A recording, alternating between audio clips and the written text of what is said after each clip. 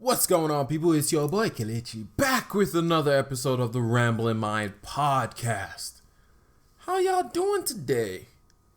Hope y'all are ready for the week. I hope y'all are doing well during the week. I hope your week has started off on a good note. I don't know, did any of y'all watch the Super Bowl? Super Bowl was actually a good game this year. The halftime performance was worlds better than what it was last year. But there were some questionable things they did during the Super Bowl, the halftime show. I mean, literally, they went from J-Lo dancing on a pole, doing pole dancing on a pole, to little children in a choir. Like, as one of my friends said, two extremes of a morality type situation. Like, pole dancing, little kids looking extremely innocent and singing in a choir. It's like, I don't know about that. But yeah, but the Super Bowl this year was good. It was a really, really good game. The game between the 49ers and the Chiefs. I'm glad the Chiefs won. I wanted them to win. I actually lost hope there in the fourth quarter when Mahomes threw another interception and the 49ers scored. So I just gave up. I was just like, they can't come back. I give up. It's game over. And one of my friends was like, nah, they can still come back. Even though he was rooting against the Chiefs, he was rooting for the 49ers. But he was like, oh, they can definitely come back, that the Chiefs can score very easily. But the way the 49ers defense was playing, though, it just looked like there was no way Mahomes was going to be able to do anything. But they did. They came back. They came back during that game, and it was just a good game. Like, it kept you engaged the whole time. Like, watching that game, it just was so engaging. The whole game was just really good. It was just, each team executed so well. Like, they performed everything they needed to do. They performed it at optimal levels for the most part. Of course, Mahomes threw an interception, so I wouldn't say it was a perfect game, but it was just a well-played game. Like, both teams came out and they played really well. Like, they played to their strength. The Kansas City Chiefs, their strength is Patrick Mahomes passing the football, and the 49ers, their strength was running the football and playing good defense. And both teams really lived up to those standards. Like, they did a very good job throughout the game. It just came down to a couple plays at the end of the fourth quarter. Patrick Mahomes doing Patrick Mahomes things. It was beautiful, and it was so nice. It was just a really, really good game overall. And for me, this was more a super enjoyable Super Bowl because I got the opportunity to host people, and for me, I've always wanted to have a place where people wanted to come to. I've always wanted to own whether it's an apartment or a home where people want to come and hang out and chill and just have people around. Because growing up, I used to hate it. Growing up, I used to hate having people around. My mom used to always have people in our house, and I'll be like, why is this one inside my house? Why is there always an auntie or an uncle that is not even related to me always inside our house? Why? And now, I want people to always be in my house. I want people to be around, to be in my house, and just have the opportunity to host people in my home. So to be able to do that, unfortunately, I've not really been able to do that much, mainly because I live far out from most people. So I've not been able to kind of host as many people and as much as I would like to do. And I would love to be able to do more of it in the future. Hopefully in the near future, I'll be able to do it. But it was so nice just being able to host people over at the house and just have people come through, hang out with people, and it was a lot of fun. It was a lot of fun just having, even though my house is small or my apartment is small and we didn't have enough seats, but it was still enjoyable. It was still a very enjoyable time period where we just we hung out together, we watched the game, talked about the football game, and then we talked about other things, which is the reason why I like people to host people over. It's just the stories that you share, the things that you tell, the jokes that you tell, and the discussions that you have throughout the thing is just a lot of fun. It was a lot of fun just having that many people in my house. I really enjoyed it, and plus it didn't even take that much to be able to host it. So hopefully I get the opportunity to do it some more in the future. It's hard to do it where I live right now, so not a whole lot of people want to be driving down to where I live, but I still enjoyed it. It was such a good night. It was, for me at least, it was such a good night. Having people in the house, making fun of each other. It was just a lot of fun having people around. So I know I've been rambling about that for a little bit now. Let me. What was your experience on the Super Bowl? Were you able to go to a Super Bowl party, or what did you do for your Super Bowl? Did you just stay home, get locked into the game, or did you even watch the Super Bowl?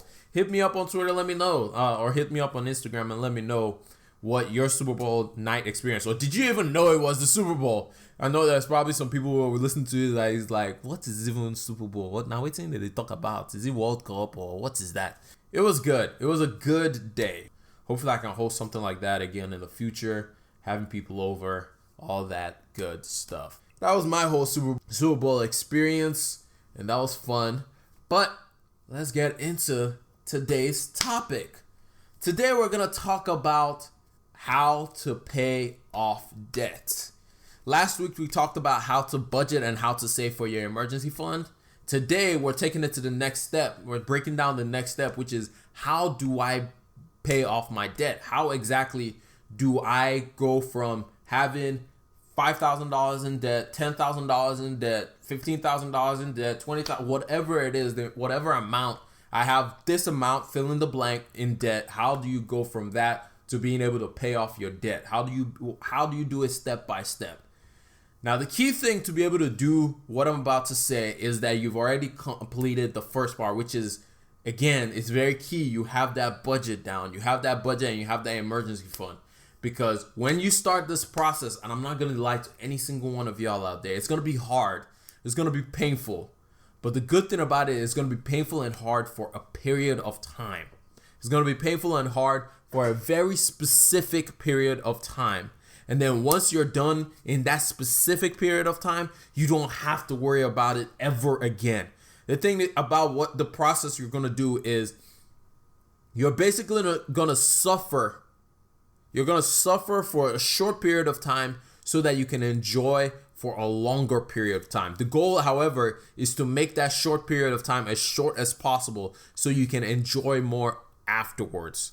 It's just like when you go to school. You go to school, you stay up studying for different exams, you do all the stuff, you suffer for short periods of time so you can be successful, so that when you come out of school, you graduate with a good GPA, and then you can hopefully get a job from that. Like, for example, if you go to school for, let's say, engineering, for example, you go to school, you study really hard, sometimes you have to stay up all night doing projects, doing exams, trying to figure out homework problems, all that stuff, so that you can pass the exams, so you can get a job, an internship, a job, whatever, so that you can enjoy life more later on. You put that sacrifice in those 4 to 5 years that you're in school. You sacrifice your time. You sacrifice maybe hanging out with friends all the time, maybe going out and doing some more fun things, or in quote unquote fun things, so that once you get out of school, so that once those 4 to 5 years are up, you come out and your next 30 years are already much better off than those 4 to 5 years. That's the whole purpose of school. School is a minimal amount of time that you can sacrifice. You sacrifice on those time so that when you get out of it, you can enjoy your life a little bit more, so you can earn a decent living after you get out of school. It's the same thing we're going to do with debt. Is we're going to give ourselves a deadline. You're going to set yourself a deadline that by this time, I should have paid off all my debt. The goal is to set a period of time and say, by this date, and try to make it make it a realistic date, but at the same time, don't make it so lofty that you end up, that's the other reason, don't make it so lofty that it ends up just falling and falling and falling, and you end up never being able to catch up to it. But make a very concrete destination, or make a very concrete decision as to, this is where I'm going, this is where I want to be, and this is how I'm going to get there. And so how we're going to do that is simply by doing this. I talked about it at the end of the last episode. It's called the debt snowball method. I stole this from Dave Ramsey. A lot of this theory, the first 3 parts of this theory, is a lot of information that I've stolen from Dave Ramsey. So shout out to him for the information that he shared on his show, and the information I've gotten from going through FPU, which is Financial Peace University.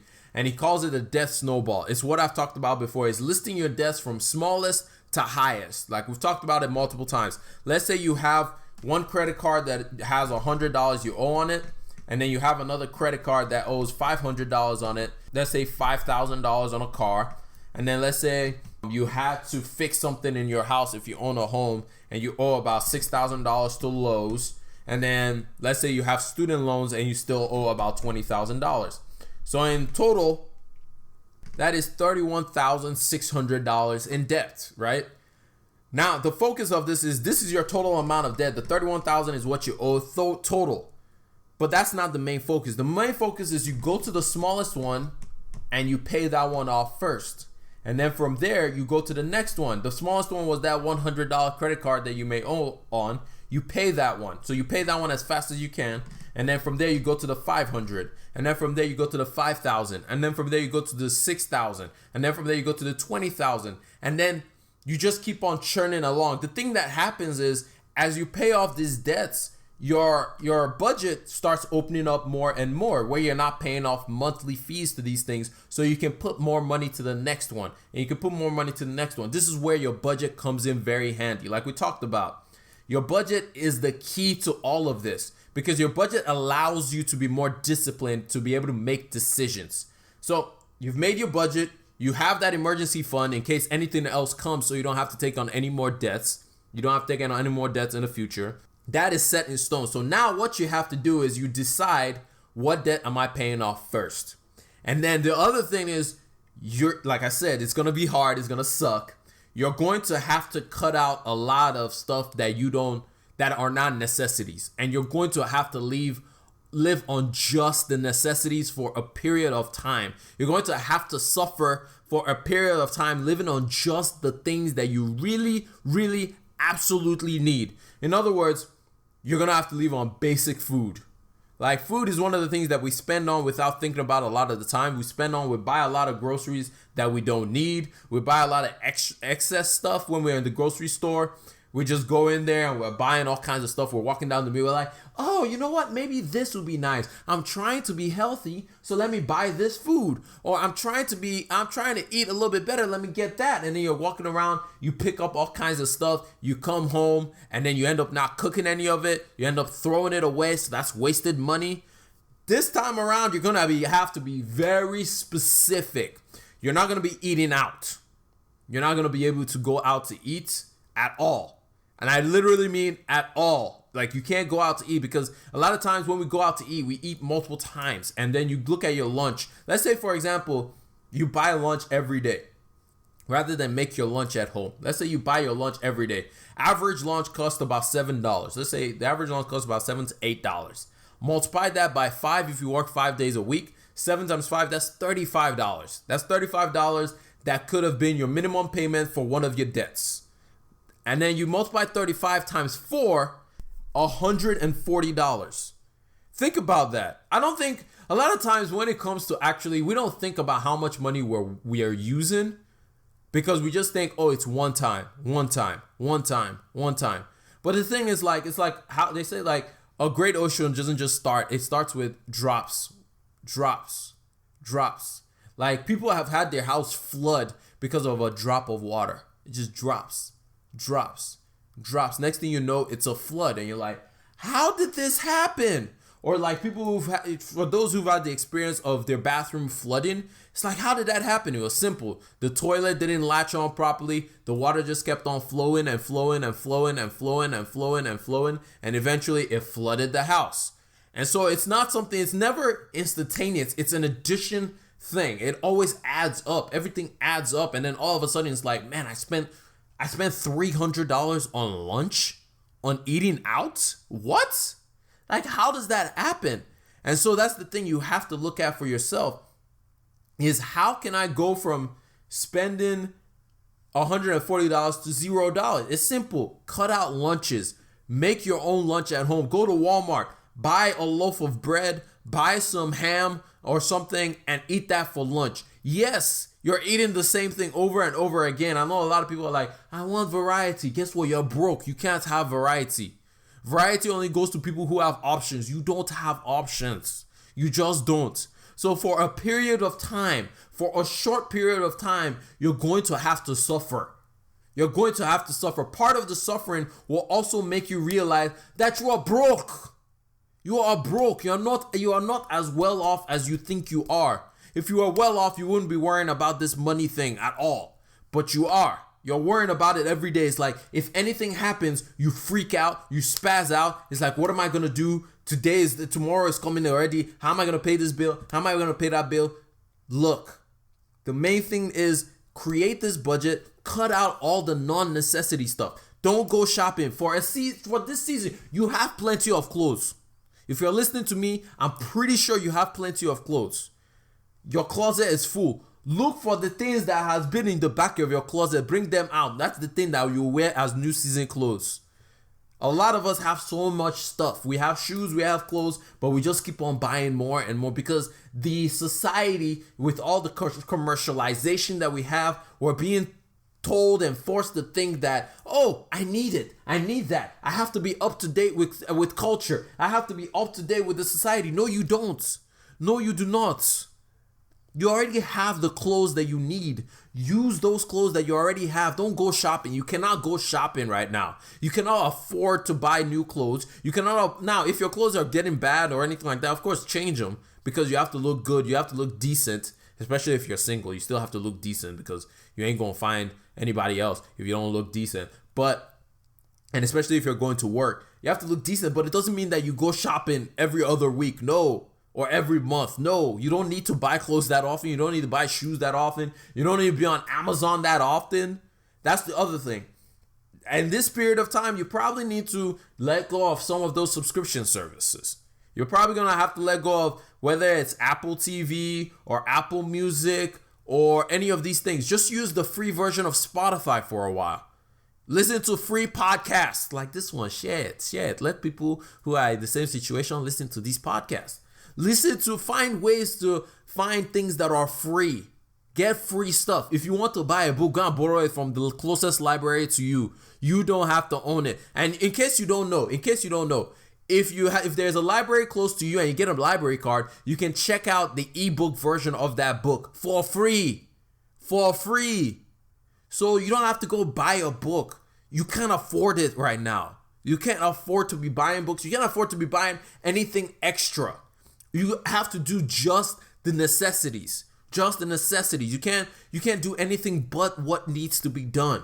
You have to. This is a period of suffering, so that when you come out on the other side, you will never want to do this again. Part of it is for those who have paid off debt and fallen back into debt is simply you didn't suffer enough.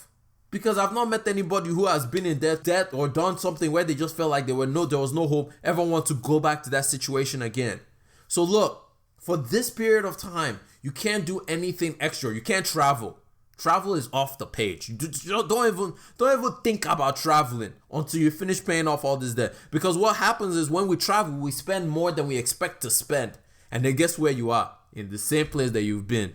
So look, for this period of time, your goal is to pay off this debt. Put everything on hold. I understand life is short. We should live life and enjoy life. Yes.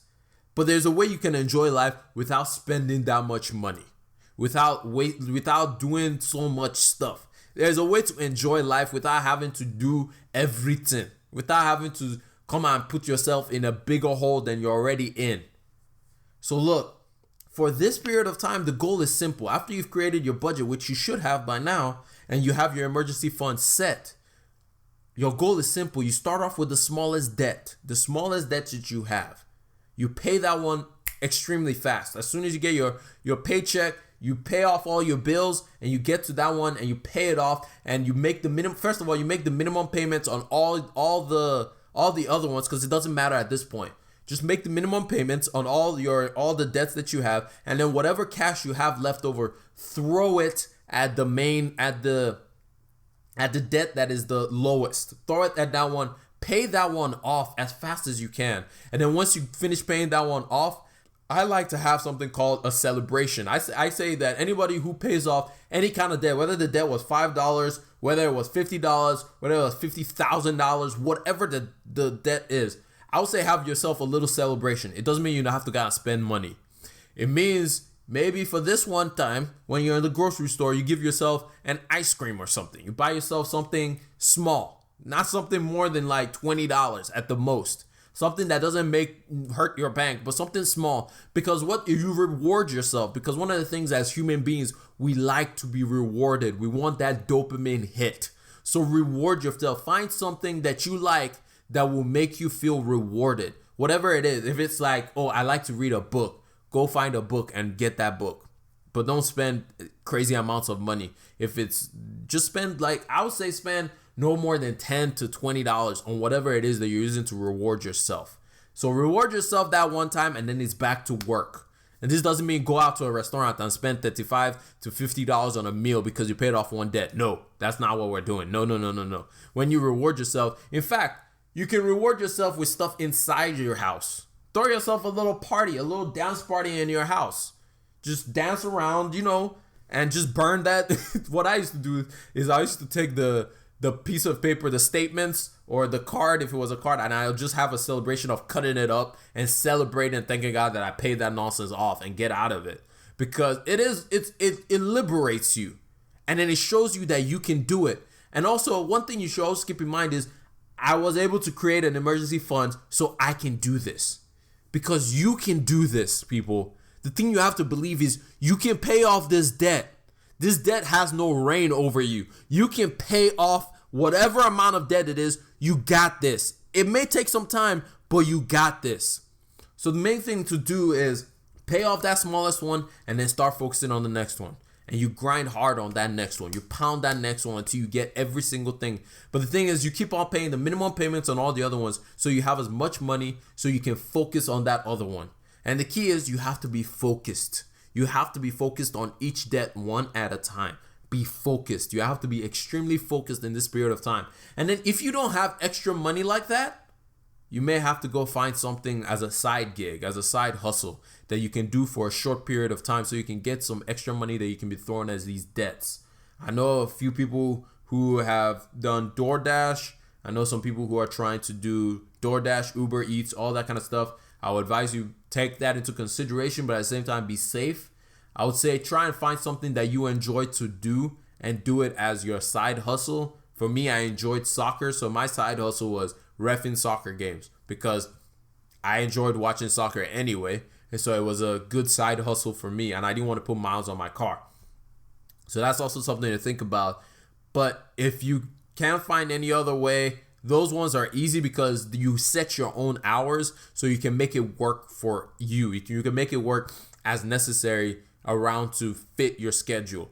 So find something. There's a lot of different things. Whatever your hobby is, try and find opportunities where people just need extra hands to be able to just move some things around and set something up on a weekend, and you can make a few extra bucks that you can throw at some of these debts and help yourself out to get out of debt a little bit faster, just to urge yourself and push yourself out of debt a little bit faster. If you don't have that extra flexibility in your budget, if your budget is just all the way maxed out, like it's like, yo, after I pay off all the minimum payments on these things, I don't have any extra money to start throwing around. From there, you have to look to find something else, find another way.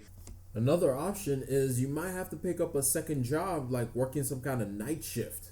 And it's going to be very, very tiring and very exhausting, but you can do it. It's an option. It's a possibility of you doing a night shift, and you're going to be tired. You're going to be extremely exhausted. But remember, it is a short period of suffering for a greater tomorrow. To make some money, you might have to sell some things. That's another option. A lot of us have a bunch of stuff in our house that we don't use, that we don't need, that we just been keeping around just because it's been there and we've not really thought about it. Dig all those stuff up and sell it. Sell old electronics, sell old clothes, all that kind of stuff. Just sell it. Like, you can go donate your clothes to like Plato's Closet or something like that, and they'll give you money to take, and then you can use that money to pay off your debt. Stuff like that. Find ways, find things in your house that you can turn from being just junk to turn into cash, if possible, if you just have stuff laying around. You never know who might want the thing that you don't want. It's like they say, another man's trash is another man's treasure. One man's trash is another man's treasure. So you never know what people may find worth it. So just find stuff and just try. Look for opportunities. I mean, It's not easy. I'm not even trying to play this off and say, oh, if you just try hard, it's gonna go. No, it's not easy. It's gonna be hard. I'm not even trying to play that off at all. It's gonna be extremely difficult to be able to do this. But the main thing is, like my sister told me, when there's a will, there's a way. And with God, all things are possible, which is even more important. And so he will give you wisdom. He will give you guidance. Pray, ask him for leading. Because one thing I know for sure that is biblically true, God does not want any single one of us to be a borrower. He wants us to be lenders. He doesn't want any single one of us, especially if you're hearing my voice right now, none of us are meant to be people who are beg for bread. It says that my children shall never beg for bread. It's like literally, it's a biblical scripture, and I have chosen that to read that into my life and put my name there to say that I will not beg for bread. Kelechi will never beg for bread. My family, KelechIwuaba's family, will not beg for bread. And so it's the same prayer that I have for y'all, that none of you will beg for bread. And part of that is being free from any of these loans and debts and all this stuff that wants to keep us held down, that doesn't want our head to be held high, because we're always grinding around, frustrated, stressing, and all this other stuff, trying to just figure out how I'm going to make it to the next paycheck. No, I want us to have freedom. I want us to have freedom from all this nonsense, all this money issues, so that we can help other people, so that we can help ourselves, so we can do more with ourselves, so we're not so stressed out, so we can be greater. Because once you release a lot of these things, all of a sudden you have clarity to even think of greater things, to look at greater opportunities for bigger businesses, where you're not just trying to just grind, where you're like, you know what, I can do this now. Like, you can actually see the future so much clearer after you get past this. So the most important thing, like I said, don't do any extra. Do the necessities. You might eat the same thing over and over and over and over, and you may hate it, but that's good. Hate it, because then you will hate what is making you do it. You will hate that thing, like the whole this thing that is making you eat the same food. When you hate eating the same thing over and over, you will hate it, and you want to kill this thing so you can go back to living life. So you can go back to eating what you want to eat, not what you have to eat.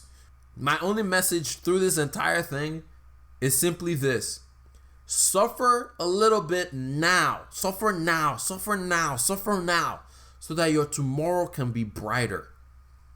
And I know at the same time, you want to enjoy life. Life is too short to just throw it away or anything like that. At the same time, I'm not saying you shouldn't do anything, but I am saying, like, find ways that when you do want to do something, you don't have to spend that much money. And be creative. Don't just accept the first option. I mean, some of you guys out there know how to shop. Like, some of you know how to shop. You don't just buy anything anyhow. You know how to. The same way that you go into a store and you look at something and you're like, man, that thing is too expensive. And you go to the sale rack and you can fashion yourself inside that sale rack. Go from about to spend $300 to spending $20. How you can just navigate yourself. It's the same way you navigate yourself in life. Don't just take that first option just because it's like, well, you know, that's the no. Just like you do in a shopping mall where you compare things, figure out there's always other avenues. There's always other ways that you can kind of connive your way through. Now, I'm not saying do anything that will put your life in danger. Do not do any of that. But I am saying sometimes there are other opportunities that we miss because we don't look outside the box, because we don't look outside what we already know. Suffer now so that tomorrow you'll be much better off. It's like going to the gym.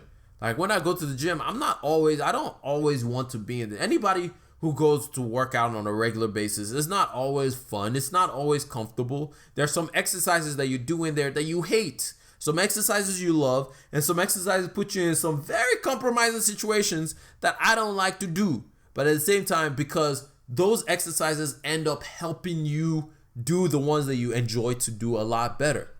And so that's the same way. The exercise for now is for you to focus on destroying these debts. It's for you to focus on absolutely obliterating these debts out of your life, so that you are never, ever, ever in this position again. And part of that is literally hating the fact of where it has put you in, because Now you have to suffer a little bit. Now you have to suffer, but reduce the period of time. Like I said at the very beginning, reduce the period of time. After you've made your budget and you start making some excess income, if you can find ways to make excess income, set your date. Say, by this time, if I keep to this schedule of paying off all these things at this certain time, putting this money towards this one and throwing money into that one, I should come out and be debt free by this point. Give yourself a deadline. Don't just give it a lofty, calculate it out from your budget. Calculate, if I keep putting this amount of money every month, by what time will I be able to get to this point? Okay, I know that point now. Now, if I can make some extra money, how will that reduce the time? Okay, I now know the time that it will reduce. So for example, let's say if you have $5,000 in debt and you're like, if I put $200 every month into it, when will I finish? You divide $5,000 divided by $200. You do your division. You get, okay, it will take me 25 months. Okay, and then you say, oh, if I can do $400, how do I get the $400? Okay, let's do 400. 4 divided by 50. 4. It will take me 12 and a half months or something like that. Take me 12 and a half months. Okay, cool. So that's 1 year. Okay.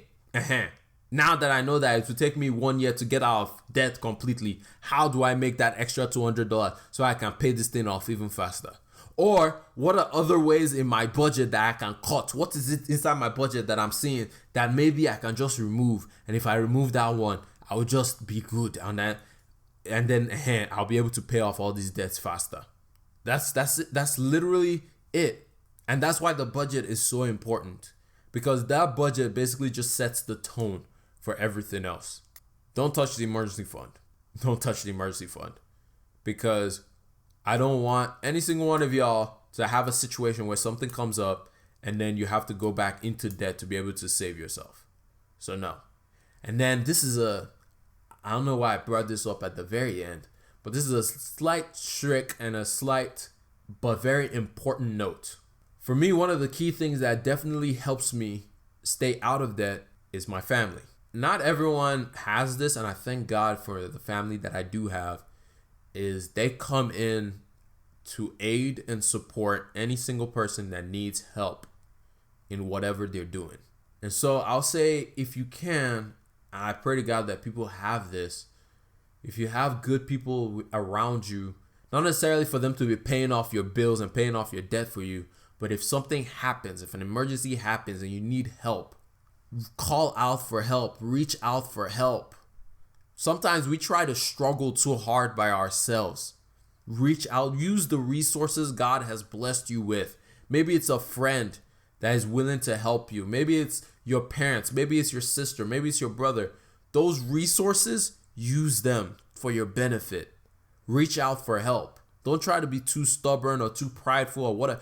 You don't have time to be prideful. You don't have time to be stubborn. Reach out for help. Let them help you. Let them help you. Allow them to help you. That will definitely benefit you. You have to swallow your pride and allow them to come into your life and aid you. And they will do a lot of talking. And in that moment, it's just for you to shut up and smile and say, yes, thank you. So ask for help. Being around people who are willing to help you is also a key cog in being able to pay off your debt and also stay debt free. And I'll leave it there because I've been talking for a long time and I think I've said the same thing like 10 different ways. But the simple thing is, the main thing is simple. How do you pay off debt? You list down all your debts and you target the smallest one first, and you go from smallest to largest. You cut out whatever you don't need that is not a necessity in your life, and you suffer for a short period of time. It means you're not going out to eat. When everybody says, hey, what are we having for lunch today? You have your bag with you. And you say, this is what I'm eating for lunch. And then you eat what you bring. Not going out to buy something. And you stay on it. You stay on it. You're consistent with it. Know your goal. Write it down somewhere. Put a big poster somewhere. And as you are paying off your debt, be marking it off. As you start from, like, even if it's $10, be marking it off. Just be marking it off. Because that excites you. Like, put it somewhere where you will see. And then you're like, okay, good. We're making progress. We're making progress. So you don't lose focus. And then if you have great people around you, use the resource to your benefit. Allow them to help. People want to help. Allow them to help if they can help. Now, if you know that they already have headache of their own, don't go and be an additional headache on their head, please. Because then they'll just be guilty and then they won't know what to do. But if it's somebody that you know you can depend on, and you can trust, and you can ask for help, ask for help. If you have family members that usually show up in times of need, ask for help. Sometimes the help that they can give you is food. Free food, where you don't have to worry about buying food. That comes in clutch. There's a huge value that's placed on that, where you don't have to worry about food for a minute. That's big. So look, and it may not always be monetary help that they give you. Sometimes the help that they give you is stuff like love, being patient to listen to you, being patient to say, hey, you've been on this journey, just keep going. And just sometimes food, because man must eat. And sometimes it's just being around you, watching TV with you, so that you don't feel like you have to go out. Find those people around you, because those people are forever keepers. And that's my little tip of how to pay off debt. I hope this helped you. I hope you learned one thing or the other from this. I know this has been a long podcast with me basically saying the same thing over and over again, but I think it's the only way to get it into our thick skulls, is us hearing it over and over and over and over again. And I want every single one of us to be free from this whole struggling with money. I want us to thrive. I'll say it again. The goal of this is to help each and every single one of us thrive. I want us to thrive. I want the children of my generation to thrive. I want us to thrive. Not just exist, not just survive, but thrive. But anyway, that's all I got for y'all tonight. God bless each and every single one of y'all. It's been the Rambling Mind Podcast. Thank y'all for listening, and I'll catch y'all later. This has been your boy Kelechi, and I'm out. Peace.